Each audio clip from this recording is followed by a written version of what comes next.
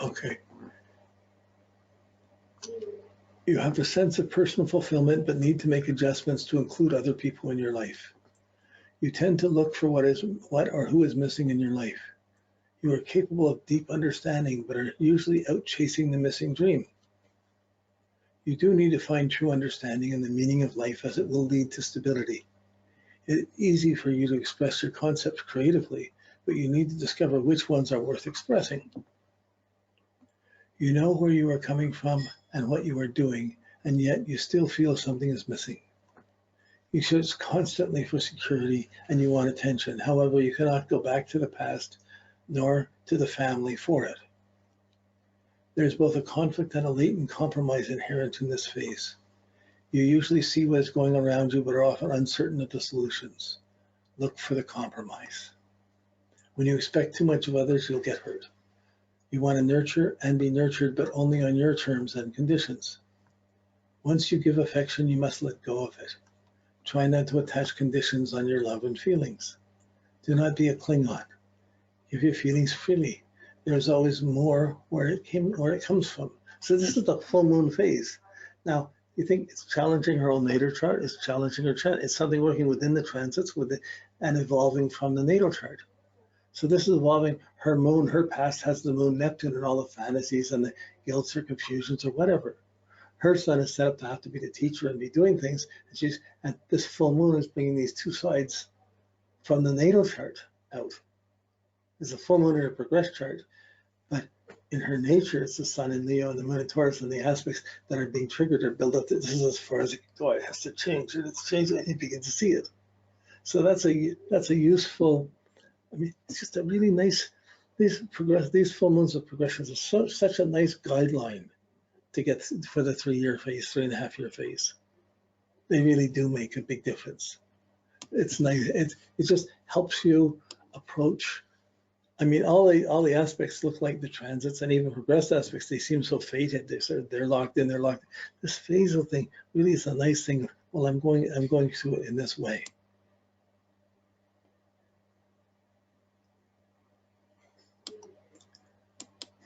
So here we go. We got our basic chart with the progressed sun and the moon and the progressed moon going around 3 times, and we have the new moons and the full moon, progressed new moons and full moons marked in on it. The key main 30-year factors. So we know the Saturn cycles, and one of the things you need to check in some way. Well, okay, here we get it. I knew I had to get that 1 second.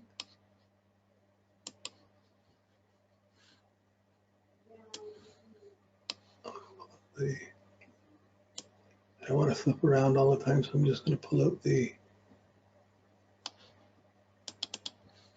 Saturn graph. Yeah, okay, good.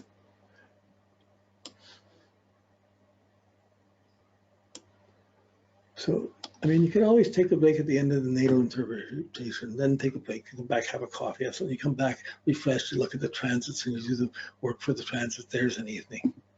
Then you can take another break, and the next day or sometime later, you come back and work on the progressions and get that, and they have time working into each other.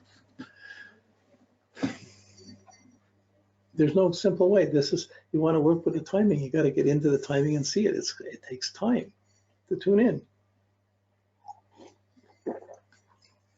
I mean, even a conductor can look at a sheet of music. They can't know what it is. They can see, oh, that's complicated enough. But to understand the symphony, they got to go through the different phases. When it's going to be demanding, when it's going to be fast, when it's going to be slow.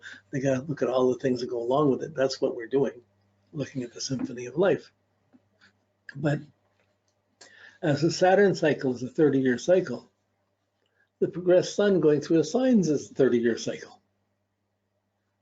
Okay, so for her, it starts with her sun in Leo and her Saturn's in Aries, Saturn just over the descendant. So, but it's only 23 degrees. So her, like at 23 degrees, Saturn goes into Virgo. So sometimes on your Saturn graph, I don't like to complicate the Saturn graph, but when you're thinking at this level, you want to think, well, at 23 years old, 67, 70, 70, 90, 1990.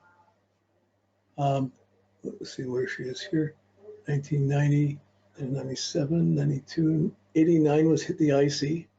And in 1990, her progressed sun went into Virgo. So when Saturn first time it came around to hit the IC, within a year or so, it was also the progressed sun going into Virgo from Leo. What a big change, a deep, profound crisis of inner integrity, new motivations and assessing things, what you don't want. And it shifted from Leo into Virgo. It went from the proud side to a more analytical side for the next 30 years, for a whole nother Saturn cycle, until 2018, it hits the IC again. And at the time it hits the IC again, the progressed sun's going into Libra. So that will be 23, 53. It goes into Libra. So 53, 67, 70 in 2020. So there it is, 2019, 2018 hits the IC and goes into the Libra phase just after that. Then it hits the opposition phase, then it goes on. So you can see in this case, she really has a complete cycle for the sign, for the progressions line really wonderfully together with the IC, with the angles of the chart. It starts from the IC and her progressed sun kicks in shortly thereafter. And there's big changes in attitude and she's not going back to where it was. So that's a useful insight, those anchors. So at 83, it would, somewhere around there, 83, it would go into Scorpio and her sun would be on the IC, Saturn would be on the IC and her progressed sun would be in Scorpio. Okay, so that's what that means is the first 23 years of her life, the sun was the ruler of her in the sign it rules. It's Leo. It's the Leo. Her inner attitude is that I should be best. It should be just, she's seeing herself as the kid and how it should be. It doesn't mean it's all perfect. It's just she's seeing it like that. But by the time at 23, it goes into Virgo, there's a critical thing building up for till 53 of analyzing it. She's been studying astrology through a lot of this time period anyways, at least last parts of this, but the sun was going through Virgo ruled by Mercury. He was more analytical. So 23 to 53 is her analytical inner phase. Then it's the emotional phase as it goes into Libra. And many times as it goes into Libra, there's a new art form. Someone starts working with music, starts working with art in a new way, and it helps that expression come in. The Venus quality comes in. Well, she has strong Venus, the Libra ascendant. So she's finished the astrology. Maybe she had some music. Maybe she had some painting. Maybe she had some photography. There's other things she could add on top of this that really would go along with the progressions while she's going. This is happening just before the Saturn opposes her sun. So the inner contentment or the inner growth, she's going to feel okay as long as she sees that she's finishing the analysis and she's going to start working on something more emotional or something like it could be anything Venus-like. Venus really starts coming in and that starts reinforcing her identity.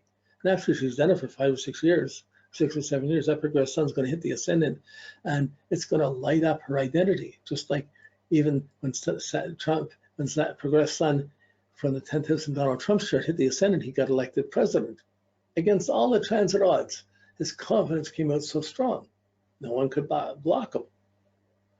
So her time of great confidence and great values and identity is coming up in about, we're in about 9-10 years. That's fast.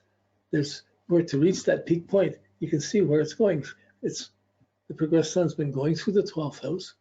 It's almost finished. It's in 23 years, so by the time it hits the ascendant, it's finished with all 12th house matters, with ending the old things, with the old, and with feeling isolated, feeling institutionalized. It's been the spiritual training to deal with the losses out in life of things where you don't belong, and your inner voice starts coming in, and it gets your identity, and it sort of starts shining by the time it gets to the ascendant.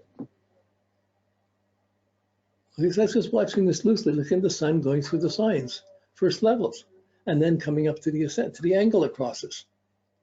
It crosses the ascendant, the identity. So putting the beautiful package together, that's going to be there. And the idea of that it's still in Virgo, just coming up to this over 3 years, and over the next 3 years, she's got the Saturn opposing her sun. She's going to feel frustrated with the way things were. She's going to have to bide her time, but she's wanting to, while it's going, they still need to do little steps to move it in a new direction. So whether it would be singing lessons or how to use a camera or do filming, or whether there's something more artistic, it could be that she wants to do. It could be like photography. Maybe she learns how to do filming and photography in a better way and starts photographing all the cats in the world. You know, like, you don't know. It could be anything like that.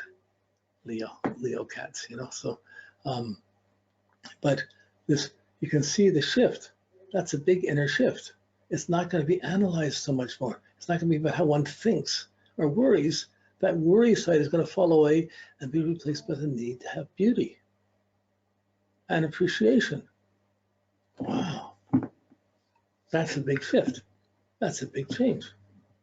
That's a beautiful change.